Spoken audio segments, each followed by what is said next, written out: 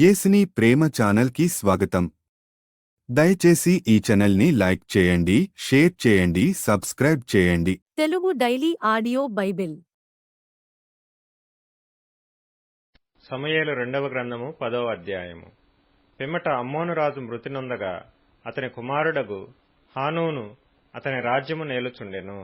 దావీదు హానూను తండ్రి అయిన నాహాషు నాకు చేసిన ఉపకారమునకు నేను హానూనునకు ప్రత్యుపకారము చేతుననుకొని అతని తండ్రి నిమిత్తము అతని నోదార్చుటకై తన సేవకుల చేత సమాచారము పంపించెను. దావీదు సేవకులు అమ్మోనీయుల దేశములోనికి రాగా అమ్మోనీయుల గనులు తమ రాజగు హానూనుతో ఈలాగు మనవి చేసిరి. నీ తండ్రిని సన్మానించుటకే దావీదు నీ యొద్దకు ఓదార్చువారిని పంపెనని నీవనుకొనుచున్నావా? ఈ పట్టణమును నాశనము చేయవలనని దాని శోధించుటకై వారిని అతడు వేగు నిమిత్తమే పంపించియున్నాడని నీకు తోచలేదా? అంతటా హానూను దావీదు పంపించిన సేవకులను పట్టుకొని సగము గడ్డము గొరిగించి వారు తొడుగుకొనిన బట్టలను నడిమికి పిర్రల మట్టుకు కత్తిరించి వారిని వెళ్లగొట్టెను. ఈ సంగతి దావీదునకు వినబడినప్పుడు ఆ మనుష్యులు బహు సిగ్గునొందిరని వారిని ఎదుర్కొనుటకై మనుషులను పంపించి మీ గడ్డములు పెరుగు వరకు యెరికో పట్టణమందు ఆగి అటు తరువాత రండని వారితో చెప్పుడనెను. దావీదు దృష్టికి మనలను మనము హేయపరచుకొంటిమని అమ్మోనీయులు గ్రహించి దూతలను పంపి బేత్రెహోబుతోనూ అరాము సోబాతోనూ చేరిన సిరియనులలో నుండి 20,000 మంది కాల్బలమును, మైకా రాజునొద్ద నుండి 1,000 మంది బంటులను, టోబులో నుండి 12,000 మంది బంటులను జీతమునకు పిలిపించుకొనిరి. దావీదు ఈ సంగతి విని యోవాబును శూరుల దండంతటినీ పంపెను. అమ్మోనీయులు బయలుదేరి గుమ్మమునకెదురుగా యుద్ధ పంక్తులు తీర్చిరి. సోబా సిరియన్లును, రెహోబు సిరియన్లును, మైకా వారును, టోబు వారును విడిగా పొలములో నిలిచిరి. యోవాబు తనకు వెనుకను ముందును వారు యుద్ధ పంక్తులు తీర్చియుండుట చూచి ఇశ్రాయేలీలలో బలాఢ్యులను ఏర్పరచి పంక్తులు తీర్చి సిరియనులను ఎదుర్కొనబోయెను. అమ్మోనీయులను ఎదుర్కొనుటకై మిగిలిన వారిని తన సహోదరుడగు అబీషైకి అప్పగించి, సిరియన్ల బలము నాకు మించిన ఎడల నీవు నన్ను ఆదుకొనవలెను. అమ్మోనీయుల బలము నీకు మించిన ఎడల నేను వచ్చి నిన్ను ఆదుకొందునని చెప్పి అమ్మోనీయులను ఎదుర్కొనుటకై తన వారిని వ్యూహపరిచెను. అప్పుడు ధైర్యము తెచ్చుకొమ్ము, మన జనులను మన దేవుని పట్టణములను తలంచుకొని ధైర్యము తెచ్చుకొందము. తన దృష్టికి ఏది అనుకూలమో యెహోవా దానిని చేయునుగాక అని అబీషైతో చెప్పి, యోవాబును అతనితో కూడానున్నవారును సిరియనులతో యుద్ధము చేయ బయలుదేరగానే వారు అతని ఎదుట నిలువజాలక పారిపోయిరి. సిరియనులు పారిపోవుట అమ్మోనీయులు చూచి వారును అబీషై ఎదుట నిలువలేక పారిపోయి పట్టణములో చొరబడగా యోవాబు అమ్మోనీయులను విడిచి యెరూషలేమునకు వచ్చెను. అయితే సిరియనులు తాము ఇశ్రాయేలీల చేతిలో ఓడిపోతిమని తెలుసుకొని గుంపు కూడిరి. హదదెజరు నది అవతలనున్న సిరియనులను పిలువనంపగా వారు హేలామునకు వచ్చిరి. హదదెజరు సైన్యాధిపతియగు షోబకు వీరికి అధిపతిగా ఉండెను. దావీదునకు ఈ వార్త వినబడినప్పుడు అతడు ఇశ్రాయేలీలందరినీ సమకూర్చి యోర్దాను నది దాటి హేలామునకు వచ్చెను. సిరియన్లు సన్నద్ధులై దావీదును ఎదుర్కొన వచ్చి అతనితో యుద్ధము కలిపి ఇశ్రాయేలీల ఎదుట నిలువజాలక పారిపోగా దావీదు సిరియనులలో 700 మంది రధికులను, 40,000 మంది గుర్రపు రౌతులను హతము చేసెను. మరియు వారి సైన్యాధిపతియగు షోబకు దావీదు చేతిలో ఓడిపోయి అచ్చటనే చచ్చెను. హదదెజరునకు సేవకులగు రాజులందరూ తాము ఇశ్రాయేలీల ఎదుట నిలవలేకుండా కొట్టబడి ఉండుట చూచి ఇశ్రాయేలీలతో సమాధానపడి వారికి లోబడిరి. సిరియన్లు భయాక్రాంతులై అమ్మోనీయులకు ఇక సహాయము చేయుట మానిరి. సమూయేలు 2వ గ్రంథము 11వ అధ్యాయము.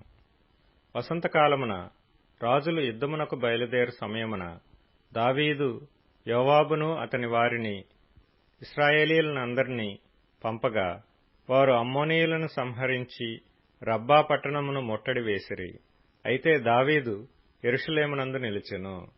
ఒకానొక దినమున ప్రొద్దుగ్రుంకు వేళ దావీదు పడక మీద నుండి లేచి రాజనగరి మిద్దె మీద నడుచుచు పైనుండి చూచుచుండగా స్నానము చేయు ఒక స్త్రీ కనబడెను. ఆమె బహు సౌందర్యవతి అయ్యుండుట చూచి దావీదు దాని సమాచారము తెలుసుకొనుటకై ఒక దూతను పంపెను. అతడు వచ్చి ఆమె ఏలీయాము కుమార్తెయు హిత్తీయుడగు ఊరియాకు భార్యయునైన బత్షెబా అని తెలియచేయగా దావీదు దూతల చేత ఆమెను పిలువనంపెను. ఆమె అతని యొద్దకు రాగా అతడు ఆమెతో శయనించెను. కలిగిన అపవిత్రత పోగొట్టుకొని ఆమె తన ఇంటికి మరలా వచ్చెను. ఆ స్త్రీ గర్భవతి అయి నేను గర్భవతి నైతినని దావీదునకు వర్తమానము పంపగా దావీదు హిత్తీయుడగు ఊరియాను నా యొద్దకు పంపుమని దూత ద్వారా యోవాబునకు ఆజ్ఞ ఇచ్చెను. ఊరియా దావీదునొద్దకు రాగా దావీదు యోవాబు యోగక్షేమమును జనుల యోగక్షేమమును యుద్ధ సమాచారమును అడిగెను. తరువాత దావీదు ఇంటికి పోయి శ్రమ తీర్చుకొనుమని ఊరియాకు సెలవీయగా ఊరియా రాజనగరులో నుండి బయలు వెళ్లెను. అతని వెనుక రాజు ఫలాహారము అతని యొద్దకు పంపించెను గాని ఊరియా తన ఇంటికి వెళ్ళక తన ఏలినవాని సేవకులతో కూడా రాజనగరి ద్వారమున పండుకొనెను. ఊరియా తన ఇంటికి పోలేదను మాట దావీదునకు వినబడినప్పుడు దావీదు ఊరియాను పిలిపించి నీవు ప్రయాణము చేసి వచ్చితివి గదా, ఇంటికి వెళ్ళకపోతివేమని ఎడగగా ఊరియా మందసమును ఇశ్రాయేలు వారును యూదావారును గుడారములలో నివసించుచుండగను నా అధిపతియగు యోవాబును నా ఏలినవాడవగు నీ సేవకులను బయట దండులో నుండగను భోజనపానములు చేయుటకును నా భార్య యొద్ద పరుండుటకును నేను ఇంటికి పోదునా? నీ తోడు నీ ప్రాణము తోడు నేనాలాగు చేయువాడను కానని దావీదుతో అనెను. దావీదు నేడును నీవిక్కడ ఉండుము, రేపు నీకు సెలవిత్తునని ఊరియాతో అనగా ఊరియా నాడును మరునాడును యెరూషలేములో నిలిచెను. అంతలో దావీదు అతనిని భోజనమునకు పిలిపించెను. అతడు బాగుగా తిని త్రాగిన తరువాత దావీదు అతని మత్తునిగా చేసెను. సాయంత్రమున అతడు బయలువెళ్లి తన ఇంటికి పోక తన ఏలినవాని సేవకుల మధ్య పడక మీద పండుకొనెను. ఉదయమున దావీదు యుద్ధము మోపుగా జరుగుచున్న చోట ఊరియాను ముందు పెట్టి అతడు కొట్టబడి హతమగునట్లు నీవు అతని యొద్ద నుండి వెళ్లిపొమ్మని యోవాబునకు ఉత్తరము రాయించి ఊరియా చేత పంపించెను. యోవాబు పట్టణమును ముట్టడి వేయుచుండగా ధైర్యవంతులుండు స్థలమును గుర్తించి ఆ స్థలమునకు ఊరియాను పంపెను. ఆ పట్టణపు వారు బయలుదేరి యోవాబుతో యుద్ధమునకు రాగా దావీదు సేవకులలో కొందరు కూలిరి. హిత్తీయుడగు ఊరియాయును హతమాయెను.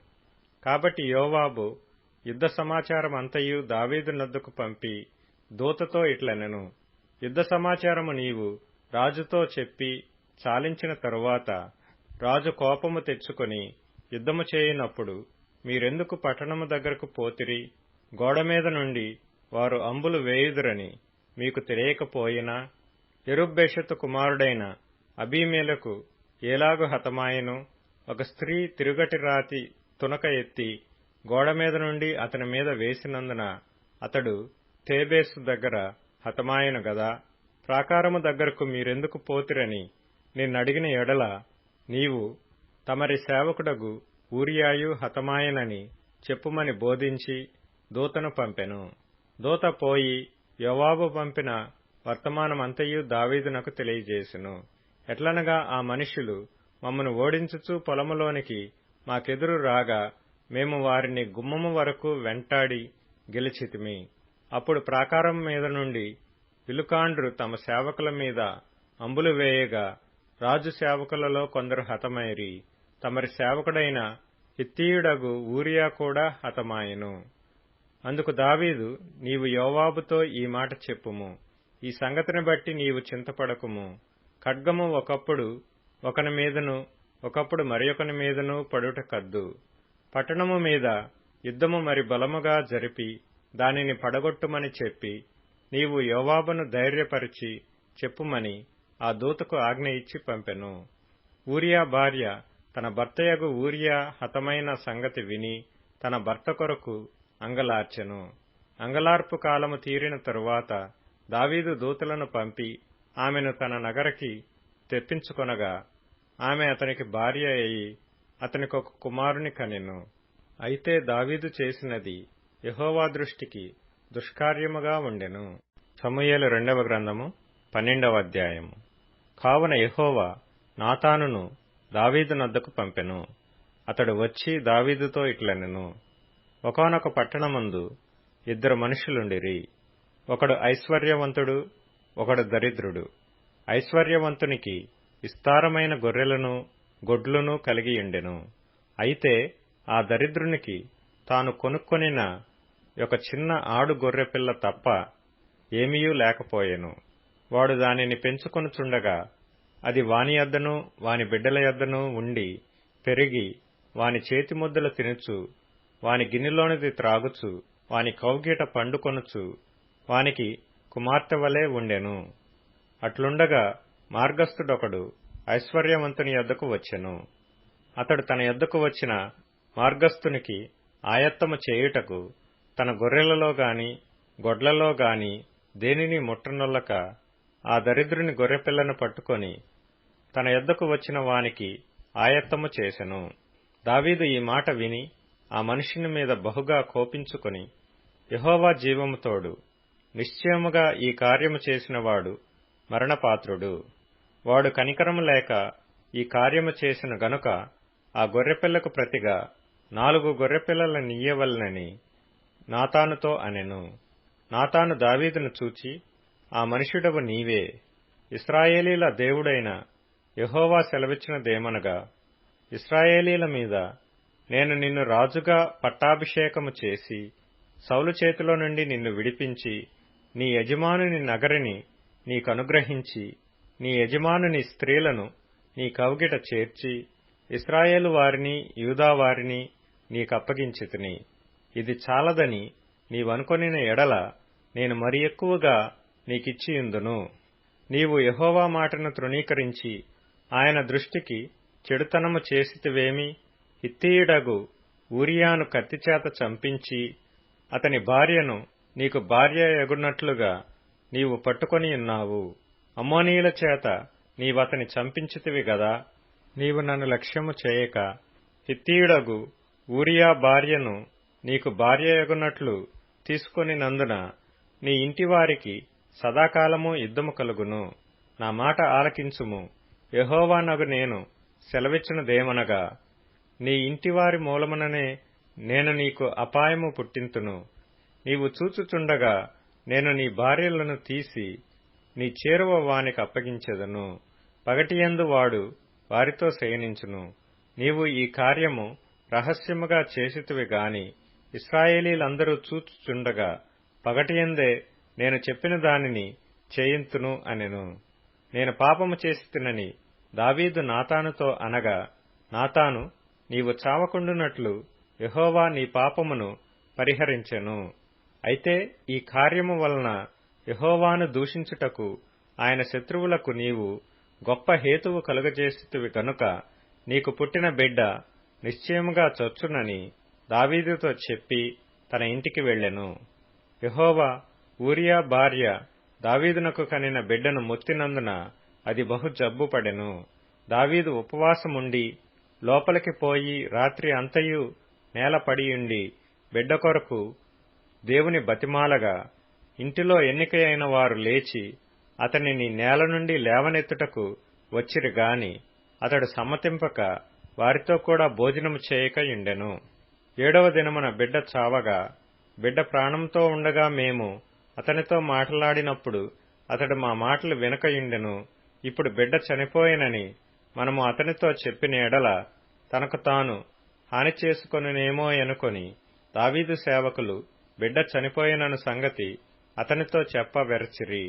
అయితే దావీదు తన సేవకులు గుసగుసలాడుట చూచి బిడ్డ చనిపోయినని సంగతి గ్రహించి బిడ్డ చనిపోయినా అని తన సేవకులను అడగగా వారు చనిపోయిననిరి. అప్పుడు దావీదు నేల నుండి లేచి స్నానము చేసి తైలము పూసుకొని వేరు వస్త్రములు ధరించి యెహోవా మందిరములో ప్రవేశించి మ్రొక్కి తన ఇంటికి తిరిగి వచ్చి భోజనము తెమ్మనగా వారు వడ్డించిరి. అప్పుడు అతడు భోజనము చేసెను.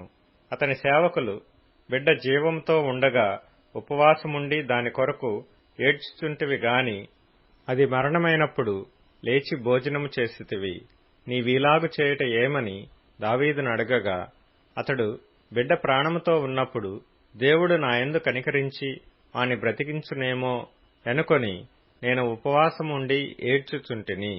ఇప్పుడు చనిపోయిన గనక నేనెందుకు ఉపవాసముండవలెను? వానిని తిరిగి రప్పించగలనా? నేను వాని యొద్దకు పోవుదును గాని వాడు నా యొద్దకు మరలా రాడని వారితో చెప్పెను. తరువాత దావీదు తన భార్య అయిన బత్షెబను ఓదార్చి ఆమె యొద్దకు పోయి ఆమెను కూడగా ఆమె యొక్క కుమారుని కనెను. దావీదు అతనికి సొలొమోను అను పేరు పెట్టెను. యెహోవా అతనిని ప్రేమించి నాతాను అను తన ప్రవక్తను పంపగా అతడు యెహోవా ఆజ్ఞను బట్టి యెదీద్యా అని అతనికి పేరు పెట్టెను. యోవాబు రబ్బా అను అమ్మోనీయుల పట్టణం మీద యుద్ధము చేసి రాజనగరిని పట్టుకొనెను. దావీదు నద్దకు అతడు దూతలను పంపి, నేను రబ్బా మీద యుద్ధము చేసి జలముల మీది పట్టణమును పట్టుకొంటిని. నేను పట్టణమును పట్టుకొని నా పేరు దానికి పెట్టకుండునట్లు మిగిలిన దండువారిని సమకూర్చి నీవు పట్టణమును పట్టుకొనవలెనని వర్తమానము చేయగా, దావీదు యోధులను సమకూర్చి రబ్బాకు వచ్చి దానిమీద యుద్ధము చేసి దానిని పట్టుకొని వారి రాజు కిరీటమును అతని తలమీద నుండి తీయించగా అది దావీదు తలమీద పెట్టబడెను. అది విలువగల రత్నములు చెక్కినదై 2 బంగారు మణుగులంత ఎత్తుండెను. మరియు అతడు పట్టణములో నుండి బహు విస్తారమైన దోపు సొమ్ము పట్టుకొని పోయెను. పట్టణములో ఉన్న వారిని బయటకు తెప్పించి రంపముల చేతను పదునుగల ఇనుప పనిముట్ల చేతను ఇనుప గొడ్డండ్ల చేతను వారిని తుత్తునీయులుగా చేయించి వారిని ఇటుక ఆవములో వేసెను. అమ్మోనీయుల పట్టణములన్నిటికీ అతడు ఈలాగు చేసెను. ఆ తరువాత దావీదును జనులందరూ తిరిగి యెరూషలేమునకు వచ్చిరి. లూకా సువార్త 19వ అధ్యాయం. ఆయన ఒలీవల కొండల దగ్గరనున్న బేత్పగే, బేతనియ అను గ్రామముల సమీపమునకు వచ్చినప్పుడు తన శిష్యులనిద్దరిని పిలిచి, మీరు ఎదుటనున్న గ్రామమునకు వెళ్ళుడి. అందులో మీరు ప్రవేశింపగానే కట్టబడి ఉన్న ఒక గాడిద పిల్ల మీకు కనబడును. దానిమీద ఏ మనుష్యుడును ఎన్నడూ కూర్చుండలేదు. దానిని విప్పి తోలుకొని రండి. ఎవరైనను మీరెందుకు దీన్ని విప్పుచున్నారని మిమ్మును అడిగిన ఎడల ఇది ప్రభువునకు కావలసి ఉన్నదని అతనితో చెప్పుడని మీరు చెప్పి వారిని పంపెను. పంపబడిన వారు వెళ్లి ఆయన తమతో చెప్పినట్టే కనుగొని ఆ గాడిద పిల్లను విప్పుచుండగా దాని యజమానులు, మీరు గాడిద పిల్లను ఎందుకు విప్పుచున్నారని వారిని అడిగిరి. అందుకు వారు, ఇది ప్రభువునకు కావలసి ఉన్నదనిది. తరువాత వారు యేసునొద్దకు దానిని తోలుకొని వచ్చి ఆ గాడిద పిల్ల మీద తమ బట్టలు వేసి యేసును దానిమీద ఎక్కించి ఆయన వెళ్ళుచుండగా తమ బట్టలు దారి పొడుగున పరచిరి. ఒలీవల కొండ నుండి దిగుచోటికి ఆయన సమీపించుచున్నప్పుడు శిష్యులు సమూహమంతయు సంతోషించుచు, ప్రభువు పేరిట వచ్చు రాజు స్తుతింపబడునుగాక, పరలోకమందు సమాధానమును సర్వోన్నతమైన స్థలములలో మహిమయు ఉండునుగాక అని తాము చూచిన అద్భుతములన్నిటిని గూర్చి మహాశబ్దముతో దేవునికి స్తోత్రము చేయసాగిరి. ఆ సమూహములో ఉన్న కొందరు పరిసయ్యులు, బోధకుడా, నీ శిష్యులను గద్దింపుమని ఆయనతో చెప్పగా ఆయన వారిని చూచి, వీరు ఊరికుండిన ఎడల ఈ రాళ్లు కేకలు వేయునని మీతో చెప్పుచున్నానెను. ఆయన పట్టణమునకు సమీపించినప్పుడు దానిని చూచి దాని విషయమై ఏడ్చి, నీవును నీ దినమందైనను సమాధాన సంబంధమైన సంగతులను తెలుసుకొనని ఎడల నీకెంతో మేలు గాని ఇప్పుడవి నీ కన్నులకు మరుగు చేయబడి ఉన్నవి. ప్రభువు నిన్ను దర్శించిన కాలము నీవు ఎరుగకుంటివి గనుక నీ శత్రువులు నీ చుట్టూ గట్టు కట్టి ముట్టడి వేసి అన్ని ప్రక్కలను నిన్ను అరికట్టి నీలోనున్న నీ పిల్లలతో కూడా నిన్ను నేల కలిపి నీలో రాతిమీద రాయి నిలిచియుండనీయనని దినములు వచ్చునని చెప్పెను. ఆయన దేవాలయములో ప్రవేశించి అందులో విక్రయము చేయువారితో, నా మందిరము ప్రార్థన మందిరము అని వ్రాయబడియున్నది, అయితే మీరు దానిని దొంగల గుహగా చేసితిరని చెప్పి వారిని వెళ్లగొట్ట నారంభించెను. ఆయన ప్రతి దినమును దేవాలయములో బోధించుచున్నప్పుడు ప్రధాన యాజకులను, శాస్త్రులను, ప్రజలలో ప్రధానులను ఆయనను నాశనము చేయ చూచుచుండిరి. గాని ప్రజలందరూ ఆయన వాక్యమును వినుటకు ఆయనను హత్తుకొనియుండిరి కనుక ఏమి చేయవలెనో వారికి తోచలేదు. దయచేసి ఈ ఛానల్ని లైక్ చేయండి, షేర్ చేయండి, సబ్స్క్రైబ్ చేయండి.